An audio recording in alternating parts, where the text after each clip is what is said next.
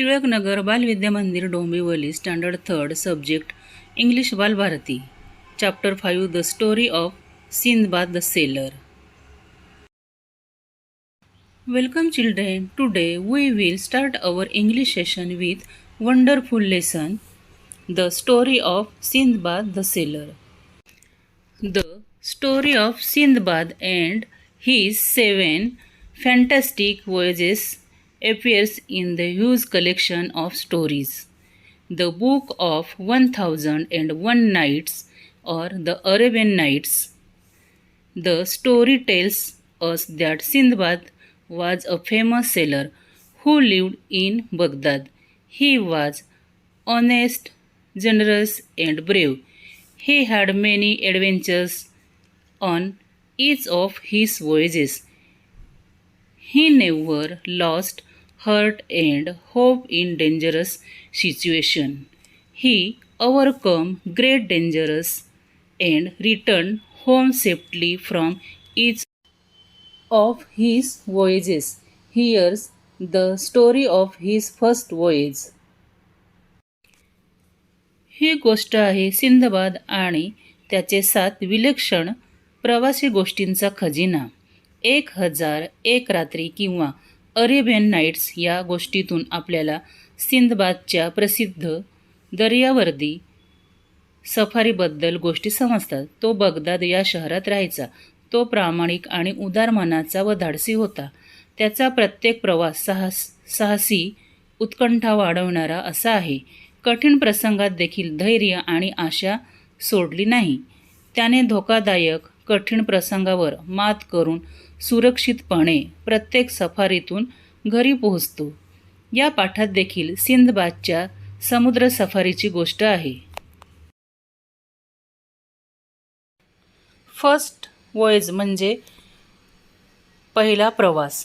Sinbad set sail with a company of merchants on a big ship.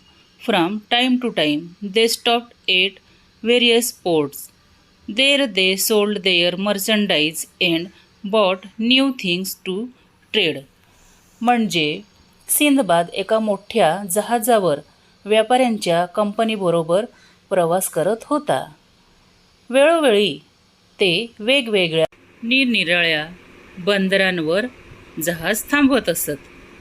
There they sold their merchandise and bought new things to trade.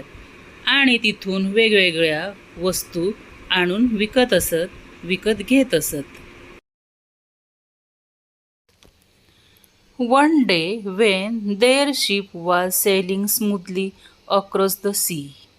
एके दिवशी त्यांचं जहाज समुद्राच्या पाण्यावरून सावकाशपणे जात होतं. They spot a small island at a distance. आणि त्यांना काही अंतरावर एक बेट दिसलं. They had not seen land for many days and felt both surprised and happy to see the island. त्यांनी खूप दिवसाची जमीन बघितली नव्हती म्हणून त्यांना आनंद झाला आणि आश्चर्यचकितही झाले. जमीन म्हणजेच बेट बघून त्यांना खूप आनंद झाला. ते sailed close to the island. आणि जहाज बेटाच्या जवळ नेण्यास सांगितले. The captain of the ship allowed them to go there for a picnic. जहाजाच्या कॅप्टनने लोकांना तिथे पिकनिक करण्यास परवानगी दिली. Everyone was excited on the island. They strolled around, sang and danced. Some people began to wash clothes, some lit fires to cook meals. प्रत्येक जण बेटावर जाण्यासाठी उत्साहित होता आणि तिथे बेटावर फिरण्यासाठी, गाणं म्हणण्यासाठी आणि नाचण्यासाठी तयार होते. काही लोकांनी तिथे बेटावर कपडे धुतले. काहींनी तेथे विस्तव पेटून जेवण बनवण्यास सुरुवात केली. Soon a breeze sprang up, छान वाऱ्याची झुळूक आली. The fires began to blaze आणि आगीच्या ज्वाला पेटल्या होत्या. सडनली अचानक the land began to shake and move आणि अचानक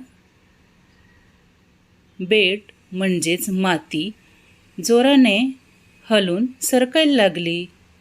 विथ अ शॉक सगळ्यांना धक्का बसला.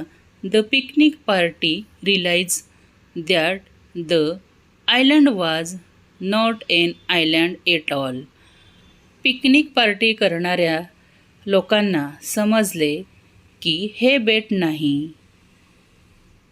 दे were on the back of a huge sea monster आणि ते एका समुद्र प्राणी प्रचंड असा समुद्री जीव त्या प्राण्याच्या पाठीवर होते. सी मॉन्स्टर म्हणजे समुद्रातील मोठा प्राणी. And it had start moving आणि त्या समुद्री प्राण्याने हालायला म्हणजे चालायला सुरुवात केली. पीपल बिगेन टू स्क्रीम आणि लोक भीतीने किंचाळत होते. They left their pots and pans. त्या लोकांनी आपली भांडी आणि कुंडी तिथेच सोडली. Their clothes both washed and unwashed and rushed back to the ship. त्यांचे कपडे धुतलेले आणि न कपडे धुतलेले सुद्धा त्यांनी तिथेच सोडून जहाजावर परत गेले. Captain ordered his men to set sail immediately in order to move away from the monster. जहाजातल्या कॅप्टनने त्याच्या माणसांना आज्ञा दिली की लगेच ताबडतोब या समुद्रजीवापासून जहाज लांब नेण्यास सांगितले.